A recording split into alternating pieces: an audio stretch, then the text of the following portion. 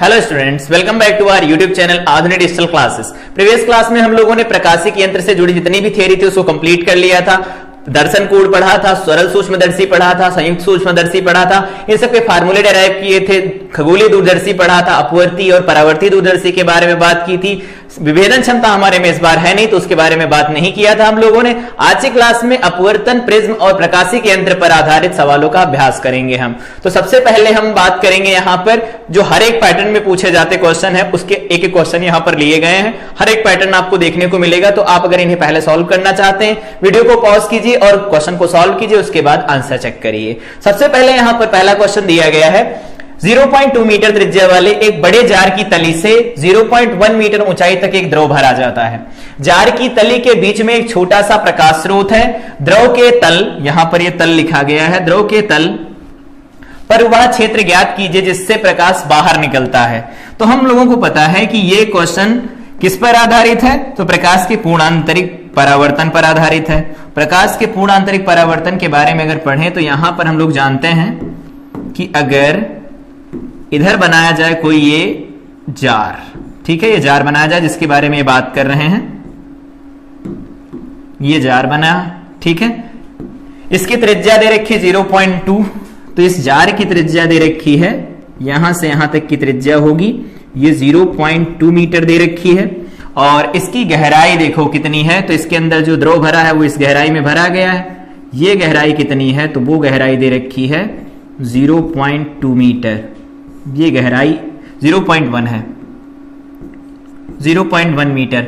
जो भी इसके अंदर द्रव भरा गया है, इसके अंदर द्रव भरा गया है, देखो ये इसके अंदर द्रव भरा गया है। अब इस द्रव के बारे में हम लोगों को पता है, ये भी जो द्रव भरा जाएगा अगर इसका अपवर्तनांक म्यू लिखा जाए तो कह रहे हैं कि वह क्षेत्र बताओ जो ये देख सकता है। तो हम जानते हैं कि यहां से जब प्रकाश किरणें चलती थी, याद होगा, जब यहां से प्रकाश किरणें चलती थी, एक प्रकाश की किरण मान लेते हैं यहां से चली सीधे निकल गई, दूसरी प्रकाश की किरण यहां से चली इधर आपतित होती है। आपतन के पश्चात क्या होता है, जब इधर जाती है उस केस में अधिकतम देख पाता है। दूसरी प्रकाश की किरण यहां कहीं पर गिरती है, इधर चली जाती है, अधिकतम देखने की स्थिति है ना, ये ऐसा देख पाता है। तो यहां पर दिख रहा होगा ये वाला सर्किल एक बन रहा है, ये जिसे हम कहते थे प्रदीप्त वृत्त होता है। ये इसकी त्रिज्या हमें नहीं पता है, इसकी त्रिज्या नहीं पता है, तो इसकी त्रिज्या निकाल लेते कितनी होती है। तो R इज इक्वल टू लिखा जाता है H डिवाइडेड बाई में square root over mu square -1 लिखा जाता है। अगर फार्मूला नहीं पता तो इसका डेरिवेशन पिछली क्लास में जाकर के देख सकते हैं, वीडियो के डिस्क्रिप्शन में लिंक दिया गया है।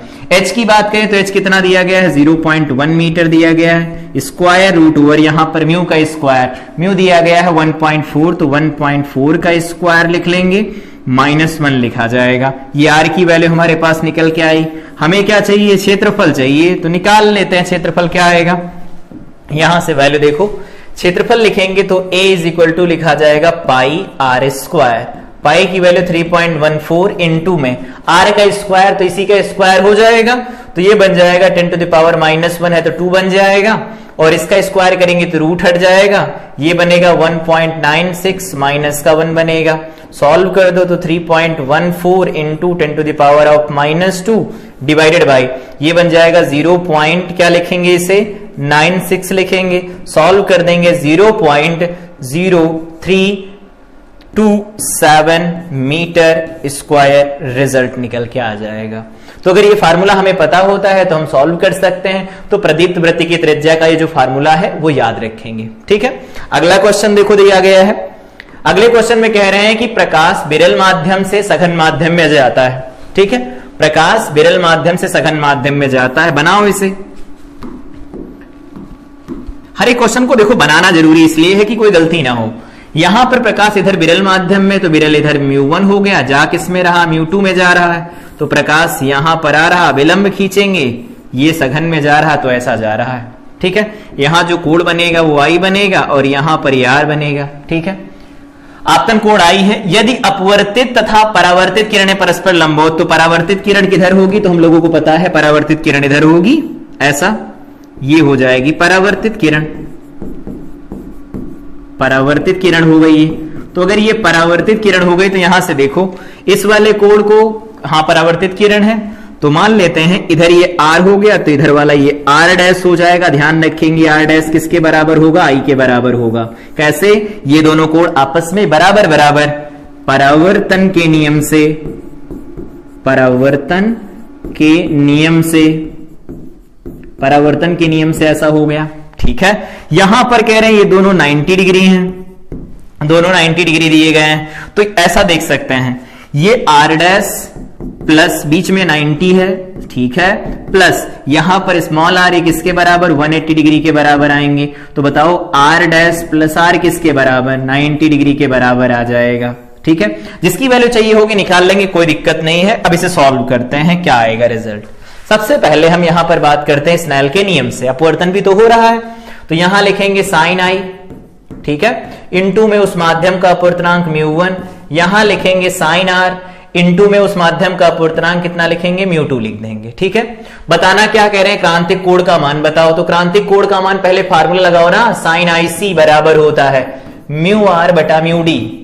μr हमारे पास कितना है, तो ये है μ1 बटा यहां पर हो जाएगा μd का मतलब μ2। ये अनुपात चाहिए हमें, निकाल लो यहां से। तो निकल के आएगा μ1 बटा μ2 is equal to sine R बटा यहां पर आ जाएगा साइन आई। सॉल्व कर दो इसे, यहां पर बन जाएगा साइन आर बटा साइन आई। एक काम करते हैं, ये तो हमारे पास इसका रिजल्ट निकल के आ गया, अनुपात तो आ गया इधर, ये आया। ये अनुपात किसके बराबर है, ये अनुपात बराबर है आईसी के। तो हम यहां से अगर साइन आईसी लिखेंगे तो क्या लिख सकते हैं, वो लिखा जाएगा साइन आर बटा साइन आई, ऐसा बनेगा। अब इसे सॉल्व करना, आंसर किस में चाहिए, आर डैश में चाहिए। तो आंसर अगर आर डैश में चाहिए, आर डैश इन्होंने कहा था नहीं, ये परावर्तन का जो कोण बन रहा था वो आर डैश था, आई के बराबर था। तो यहां पर लिख सकते हैं साइन आर बटा साइन आई की जगह क्या लिख सकते हैं, आर डैश लिख सकते हैं। बोलो, आई बराबर आई डैश बराबर आई जो होगा आर डैश के बराबर होगा परावर्तन के नियम से। यहां पर देखो साइन आर, आर क्या लिख सकते हैं, तो इसे लिख सकते हैं 90 माइनस आर डैश और डिवाइडेड बाय में क्या लिख सकते हैं sine r dash. Sine 90 minus theta होता है कॉस थीटा, तो यहां से साइन आईसी जो निकल के आएगा, साइन आईसी जो निकल के आएगा वो कितना आएगा, कॉस, ये बन जाएगा कॉस, ये बन जाएगा आर डैश बटा sine r dash is equal to क्या लिख सकते हैं, कॉट आर डैश लिखा जा सकता है। तो देखो साइन की वैल्यू क्या निकल के आएगी, तो आईसी निकालो तो साइन को उधर भेज देंगे, तो साइन इनवर्स बन जाएगा कॉट आर डैश। देखो प्रूव हो गया। ये क्वेश्चन पूछा भी गया है और साथ अवतार में दिया भी गया था, तो हमने सॉल्व कर लिया। उसमें प्रोसेस अलग, उन्होंने लैंग्वेज अलग लिख रखी, तो उसका आंसर इस तरह से नहीं निकल के आ पाता इतना आसानी से, लेकिन इसकी लैंग्वेज यहां पर बिल्कुल क्लियर लिखी गई है। पहले हम लगाएंगे परावर्तन का नियम, फिर स्नेल का नियम लगाएंगे, उसके बाद में हम यहां पर देखो मल्टी कॉन्सेप्ट इन्वॉल्व हो रहे हैं, और बोर्ड का पैटर्न जो आ रहा है उसमें एक से ज्यादा कॉन्सेप्ट लगा करके अब सवाल पूछता है बोर्ड, तो याद रखेंगे उसे। ठीक है, अगला क्वेश्चन दिया गया है, कांच और पानी के अपवर्तनांक दे रखे, यदि प्रकाश किरण कांच से पानी में जा रही हो तो क्रांतिक कोण का मान ज्ञात कीजिए। पहला काम, अगर बात करें कि जब भी हम लिखते हैं क्रांतिक कोण का सूत्र साइन आईसी बराबर, तो वो हम लिखते हैं म्यू आर बटा म्यू डी।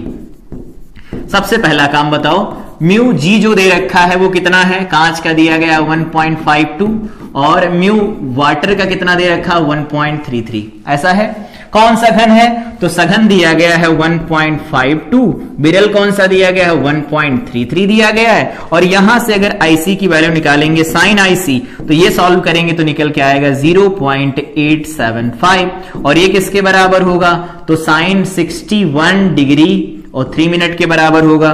तो आईसी की वैल्यू निकल के आएगी 61 डिग्री 3 मिनट के बराबर आएगी। ऐसा क्वेश्चन अगर बोर्ड पूछता तो उसे वैल्यू देनी पड़ेगी, क्योंकि हम वैल्यू नहीं जान सकते। अगर नहीं जानना है वैल्यू की वैल्यू क्या होगी हमें पता ही नहीं, तो यहां पर ऐसा लिख के छोड़ देते, फिर हम साइन आईसी था तो यहां से निकाल लेते आईसी इज इक्वल टू, यहां लिख देते साइन इनवर्स ऑफ, इसे लिख दिया जाता 0.875 और इतने लिख के छोड़ देते। अगर हमें ये वैल्यू नहीं दी गई होती तो ऐसा करते, दी गई थी तो पूरा यूज करेंगे हम इसे।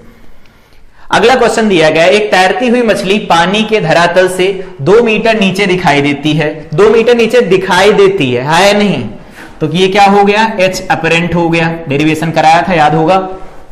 पानी का अपवर्तनांक दे रखा है तो म्यू दे रखा है, ये म्यू दिया गया है, ये म्यू हो गया हमारे पास। तो कह रहे हैं पानी की वास्तविक गहराई बताओ, फार्मूला पता होगा, एच अपरेंट बराबर लिखा गया था एच एक्चुअल और डिवाइडेड बाय म्यू था, H actual divided by mu. तो बताओ एच एक्चुअल क्या लिखा जाएगा, म्यू टाइम्स एच अपरेंट लिखेंगे, आभासी। म्यू क्या दिया गया है 1.33, तो इसे लिख देते हैं 4/3। और एच कितना दिया गया है, एच कहां गया, एच अपरेंट दे रखा है हमें 2, तो ये बन जाएगा 8/3। सॉल्व कर दो इसे, 3 दूनी 6 बन जाएगा और 3 छंग 18 बन जाएगा। ऐसे लगातार चलता रहेगा, 2 3 दूनी 6 होता है और 6 6 चलता रहेगा, तो 6 6 लिखना चाहो 6 लिख दो, नहीं बढ़ा करके राउंडिंग ऑफ करके 7 लिख सकते हो, इस तरह से निकाल लेंगे। तो ये संबंध होता है आभासी गहराई वास्तविक गहराई, ये होती है आभासी गहराई, ये वास्तविक गहराई, ये अपवर्तनांक होता है। अगला क्वेश्चन ये है यूपी बोर्ड 2023 का क्वेश्चन। कितने नंबर में आया था, 5 मार्क्स में आया था क्वेश्चन इस बार। ये है यूपी बोर्ड 2023 का 5 नंबर में क्वेश्चन था। क्वेश्चन क्या था, कह रहे थे प्लास्टिक के अर्धगोले की त्रिज्या 8 सेंटीमीटर है, अपवर्तनांक दिया गया 1.6। कह रहे मुख्य अक्ष पर अर्धगोले के भीतर एक बिंदु O है, O के प्रतिबिंब की स्थिति ज्ञात कीजिए जब उसे समतल पृष्ठ से देखा जाता है। तो अगर हम लोग बात करें सॉल्यूशन की, और यहां पर पहला केस डिस्कस करते हैं जब इसे हम समतल पृष्ठ से देखेंगे। ये देखो 4 सेंटीमीटर पर दिया गया है ये, तो ये दिखेगा कैसे, एक तो फार्मूला लगाना चाहे तो हम फार्मूला लगा सकते हैं, μ2/v माइनस μ1/u बराबर μ2 माइनस μ1/r। लगा लेते हैं, आर की वैल्यू इसके लिए अनंत रखेंगे, फार्मूला लगाएंगे, सॉल्व करके आंसर निकाल लेंगे। नहीं लगाना है तो ऐसे लगा देते हैं, v जो निकल के आएगा क्या होगा, आभासी ही तो हमें दिखाई देगा, 4 पर वास्तव रूप में है और उसका अपवर्तनांक कितना दिया गया है 1.6 दिया गया है। सॉल्व कर देते हैं तो ये बन जाएगा देखो 40/16, 4 दहम 40, 4 चौक 16 होता है, 5/2 होता है, इज इक्वल टू 2.5 होता है। कितना आसान देखो, ऐसा क्यों लगा दिया डायरेक्ट फार्मूला। इस फार्मूले को भी समतल सतह के लिए अप्लाई करो तो वही फार्मूला निकल के आता जिसके बारे में अभी बात की थी, इधर वाला सेम फार्मूला निकल के आएगा। तो अगर ये 4 सेंटीमीटर तो पहली सतह से हमें 2.5 सेंटीमीटर पर दिखाई देगा, थोड़ा आगे खिसक आएगा। ठीक है, बी पॉइंट के बारे में अगर बात करें तो बी पॉइंट अब उधर से देख रहे होंगे, उधर से देखेंगे तो हमारे लिए यू की वैल्यू कितनी -4 सेंटीमीटर हो जाएगी। उधर प्रतिबिंब कहां बनेगा वो तो निकालना ही है, साथ में इसकी वक्रता त्रिज्या जो लिखी जाएगी अब माइनस में लिखी जाएगी, माइनस से कितना 8 सेंटीमीटर लिखा जाएगा। और यहां पर पहला जो अपवर्तनांक दिया जाएगा हमारे पास μ1 वो 1.6 होगा और μ2 जो दिया जाएगा वो कितना होगा 1 हो जाएगा। अब करना क्या है, यहां इसके बाद ये हमारे पास डाटा दिए गए हैं, इसके लिए फार्मूला अप्लाई करो।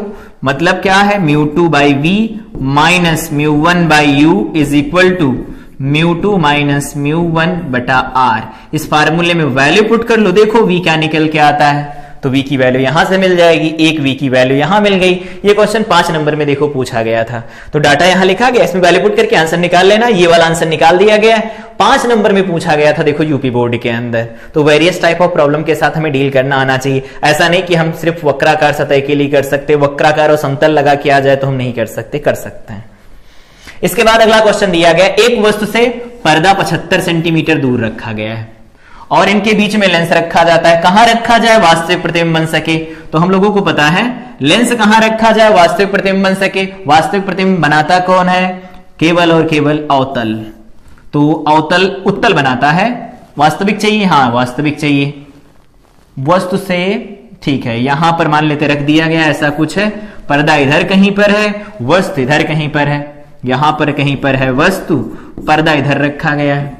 इस पर्दे पर हमें प्रतिबिंब चाहिए, तो मान लेते हैं यहां से यहां x दूरी पर रखा गया, 75 पर है तो ये हो जाएगा 75 माइनस x। ये देखो ऐसा हो गया, दिया ही गया है। तो हमारे पास u की वैल्यू कितनी है -x है, v की वैल्यू कितनी है, तो ये है प्लस का कितना 75 माइनस x, और f हमारे पास दिया गया है तो प्लस लगा के लिखेंगे, वो कितना है 12 सेंटीमीटर। ये दिया गया है, रखो सॉल्व कर लो आंसर। लेंस का सूत्र लगाओ, 1/f रखते चले जाते हैं तो ये हो जाएगा 1/f की वैल्यू 12, 1/v, v की वैल्यू कितनी है 75 minus x minus O plus का 1/u। एक मिनट, यहां पर -1/u होता है, माइनस का x तो वो प्लस हो जाएगा। इसे लिखेंगे तो 1/12 बराबर x इधर मल्टीप्लाई कराओ तो ये मल्टीप्लाई इधर हो जाएगा, तो 75, एक minute minus x divided by, इसे लिख सकते हैं 75x माइनस एक्स स्क्वायर। देखो x x कट जाएगा तो ये इधर चला जाएगा 75x माइनस एक्स स्क्वायर बराबर ये बन जाएगा 12 पंचे 60, ठीक है, और ये बनेगा 12 सते 84, 84 6 90 बनेगा, ठीक है। तो यहां से हमारे पास x निकल के आया एक्स स्क्वायर माइनस 75x, ठीक है, राइट साइड में गए और प्लस का 900 इज इक्वल टू 0 मिलेगा। एक बार फिर से चेक कर लो, ये इधर गया, ये इधर गया, ये इधर लिखा ही है। अब 900 के फैक्टर करना है तो वैल्यू कितनी निकल के आ जाएंगी, तो इसके फैक्टर कर लो, इसके दो फैक्टर आएंगे, एक आएगा 60 और दूसरा क्या लिख सकते हैं 15, 75 हो गया। वही 60 और 15 75, ये यहां पर दोनों लिखी गई वैल्यू। एग्जैक्ट वैल्यू निकाल सकते हैं, कुछ खास नहीं, इसको सॉल्व कर लेते हैं। देखो फैक्टर क्या बनेंगे, x square minus 60x minus 15x plus 900 is equal to 0। x common ले लो, x माइनस 60 बन जाएगा, माइनस 15 कॉमन ले लो, x माइनस 60 बनेगा इधर और इज इक्वल टू 0। देखो x की वैल्यू यहां पर 60 कामा 15 निकल के आएगी, दोनों वैल्यू ठीक ठीक निकल के आ रही हैं। तो दोनों, अगर दोनों ठीक निकल के आ रही हैं, यहां पर लेंस कैसा रखा गया, उत्तल लेंस है, प्लस आ रही, दोनों मान्य होंगी, ठीक। इसके बाद अगले क्वेश्चन की तरफ बढ़ते हैं। अगला क्वेश्चन दिया गया, दिए गए चित्र में अनंत से आने वाली प्रकाश किरणें दो लेंसों से गुजरने के पश्चात अवतल लेंस से 30 सेंटीमीटर दूर रखे पर्दे पर मिलती हैं, ऐसा है। कह रहे अवतल लेंस की फोकस दूरी बताओ। बता देते हैं फोकस दूरी, क्या दिक्कत है। सबसे पहले ये देखो, यहां पर हमारे पास वस्तु रखी गई है तो u की वैल्यू हमें कितनी दे रखी है, तो वो है 10 सेंटीमीटर। यहां से 10 है ना, तो 10 सेंटीमीटर, तो प्लस का 10 सेंटीमीटर रखेंगे, ठीक है। प्रतिबिंब उधर ही बन रहा है तो v की वैल्यू कितनी है, प्लस का 30 सेंटीमीटर रखा जाएगा। फोकस दूरी नहीं पता, निकाल लो यहां से। 1/f is equal to 1/v, यहां पर लिखा जाता है 30 माइनस 1/u, तो 10 लिखा जाएगा। 3 से गुणा करा लेते हैं तो 1 माइनस 2, 1 माइनस 3 और डिवाइडेड बाय में 30 बन जाएगा, तो माइनस का 2/30। तो यहां से देखो f कितना निकल के आएगा, माइनस का 15 सेंटीमीटर। कितने आसान आसान से क्वेश्चन है। इसने जो कहा वो कर दो, इसके लिए हमें लगाना हो तो लगा सकते हैं, अदरवाइज नहीं लगाना तो नहीं। पूछा राइट वाले के लिए था तो राइट वाले के लिए फार्मूले लगा लेंगे। अगला क्वेश्चन दिया गया है यहां पर, ये अगला इंपॉर्टेंट टाइप बनता है बोर्ड का कि वायु में फोकस दूरी दे रखी, द्रव में निकालो, द्रव में दे रखी, वायु में निकालो। फार्मूला पहले लिख लो। एफ जो द्रव में फोकस दूरी लिखी जाती है उसे लिखा जाता है mu G minus 1 upon mu G upon mu L minus 1 into F वायु का लिखा जाता है। ये फार्मूला बहुत इंपॉर्टेंट है, डिस्कस भी किया गया था, डेराइव भी किया था इसे, तो याद रखेंगे इसे कि जो एफ द्रव में फोकस दूरी होता है mu G minus 1 upon mu G upon mu L minus 1 into F वायु। याद रखेंगे, अगर म्यू जी की वैल्यू म्यू एल से कम हो गई तो अपनी प्रकृति बदल लेता है लेंस। उत्तल है तो अवतल, अवतल है तो उत्तल हो जाएगा। वैसा हम कर नहीं रहे, अगर हो रहा होगा तो ठीक है, जैसा भी है। म्यू दिया गया 1.5, तो हमारे पास ये म्यू जी दे रखा है। एक लेंस की वायु में फोकस दूरी तो एफ वायु में दे रखा है, ठीक है। द्रव में फोकस दूरी देखो एक बार ये एफ द्रव भी दे रखा है इस बार। तो पूछा है कि द्रव का अपवर्तनांक क्या होगा, निकालो, तो यहां से निकाल दो ना। एफ द्रव में 120, सोल्यूशन है इसका, हल देखो डायरेक्ट। 120 बराबर म्यू जी, तो 1.5 माइनस 1 अपान 1.5 अपान एक्स मान लेते हैं, माइनस 1 एक्स मान लो।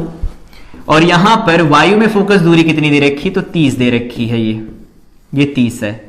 3 चौक 12, 4 आ गया यहां पर। अब सॉल्व करना पड़ेगा इसे, तो मल्टीप्लाई करा दो तो 4 इधर हो जाएगा।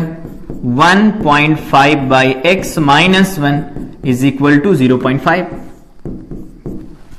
सॉल्व कर दो इसे, 4 से गुणा करा दें इसे तो क्या होगा, 15 चौको 60, 6 हो जाएगा। 6 बटा x minus 4 is equal to में बन जाएगा 0.5। यहां से क्या निकल के आएगा, 6 बटा एक्स बराबर ये निकल के आएगा 4.5। तो एक्स की वैल्यू कितनी आ जाएगी, 6 बटा 4.5 बराबर 60 बटे 45। 15 चौको 60, 15 तिया 45, ये हमारे पास रिजल्ट आ जाएगा। ये देखो 1.3333, मतलब इसे पानी में डुबो दिया गया है। अगला क्वेश्चन 2.5, 3.5 क्षमता वाले लेंसों को मिला करके संयुक्त लेंस बनाया जाता। संयुक्त लेंस की फोकस दूरी बताओ, तो क्षमता निकाल लो संयुक्त लेंस की। वो क्या लिखी जाती है, P1 प्लस P2। P1 कितना 2.5 प्लस माइनस 3.75, तो कितना बनेगा ये? यहां पर लिखा गया है ये ऐसा, तो इसे हम लिख सकते हैं ये 75 है, 5 है, तो ये तो बन जाएगा 25, ये 25 लिख लेंगे, माइनस का आएगा और यहां बन जाएगा ऐसा, ये P निकल के आया डायोप्टर में। हमें फोकस दूरी चाहिए तो फोकस दूरी निकाल लो, F बराबर होता है 100/P, तो P क्या है? 125 है, और 125 है तो 2 0 यहां पर और बढ़ाओ, तो 25 पंचे 125, 25 चौक 100 होता है, तो ये बन जाएगा 400/5, पांचों 40, ये देखो F निकला है, खत्म क्वेश्चन पूरा। 80 सेंटीमीटर। फोकस दूरी माइनस की होगी क्योंकि माइनस की आई थी, ये तो माइनस का होगा, ये माइनस का होगा, तो ये माइनस का निकल के आ जाएगा। चलिए देख लेंगे लगाया कैसे जाएगा, वो प्रोसेस दिया गया है। अगला क्वेश्चन है, प्रिज्म के सवाल यहां से शुरू हो रहे हैं। कह रहे हैं किसी प्रिज्म जिसका अपवर्तक कोण 60 डिग्री दिया गया है, ये क्या है? ए है। विचलन कोण दिया गया है, न्यूनतम विचलन कोण डेल एम है। कहां है अपवर्तनांक? बताओ, बता दो। क्या लिखेंगे? साइन डेल एम प्लस ए बटा 2 होल डिवाइडेड बाई साइन ए बटा 2 इज इक्वल टू म्यू होता है। मान रख दो साइन डेल एम तो 30 प्लस 60/2 और यहां पर बन जाएगा साइन 60/2। बोलो क्या आएगा? तो 6 3 9 90/2 45 बनेगा, और 45 की वैल्यू होती 1/√2, यहां इसकी वैल्यू लिखी जाती 1/2, तो देखो बन जाएगा 2/√2 इज इक्वल टू क्या बनेगा? √2 निकल के आएगा। ऐसे ऐसे क्वेश्चन बोर्ड पूछता है, कुछ खास नहीं है। अगला क्वेश्चन दिया गया है पतले प्रिज्म का। ध्यान रखना, पतले प्रिज्म के लिए जब भी फार्मूला लगाया जाता है डेल बराबर लिखा जाता है a इंटू म्यू माइनस 1। अब बात करते हैं क्वेश्चन क्या है। अपवर्तक कोण दिया गया है, a दिया गया है, उत्पन्न विचलन करता है, ये इतना विचलन उत्पन्न करता है, तो देखो ये डेल दिया गया है। पदार्थ का अपवर्तनांक निकाल लो, del is equal to a into mu minus 1 लिखते हैं। डेल की वैल्यू दे रखी है 3, ये 6 दिया गया है, म्यू माइनस 1 दिया गया है, ठीक है। तो ये 1/2 बराबर म्यू माइनस 1 हो जाएगा, तो म्यू की वैल्यू हो जाएगी 3/2 इज इक्वल टू 1.5। क्वेश्चन हो गया खत्म।